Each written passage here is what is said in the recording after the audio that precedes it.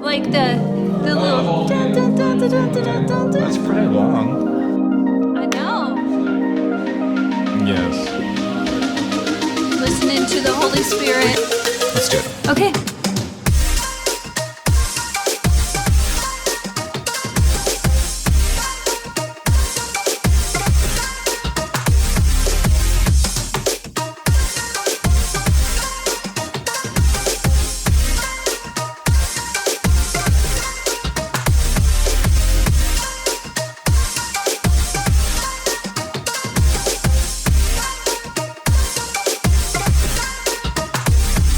All right, Pastor Brad, we have another series coming up called Love, Lust, Yes. and Loneliness. So where are we going in this series? Okay, well, we're going to deal with a lot of the relationship issues when we think about who we are as humans, how God made us, how He created us. We are relational beings, Yeah. and not just relational, but we're made for a relationship, especially with somebody that God has designed for us in advance. So we're going to talk about a lot of different topics. Number one, yes, we're going to deal with loneliness because loneliness is such a core issue in our society today. People are struggling with loneliness.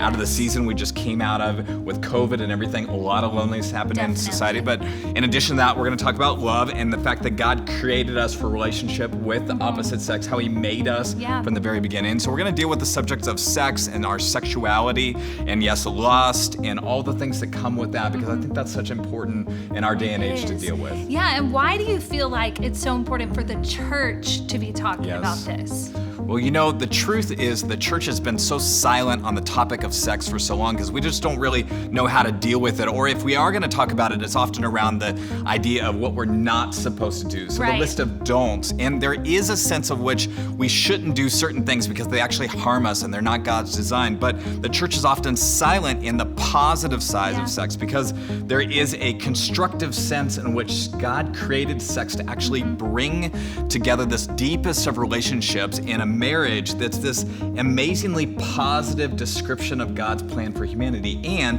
if the church is silent about that, then who is going to speak to it? Only culture is going to speak to it, or the music we listen to, or the movies we watch. They're going to be the only ideas about what sex is supposed to be when God actually has a design for sex that's actually more hopeful than all of our culture offers to us. Yeah, I think that so often we think that God doesn't care about our sexuality, but you kind of answered it, but how important is our sexuality to God? It's so critically important because it's fused with who we are. I heard somebody not that long ago say the most spiritual thing you can do is to make decisions.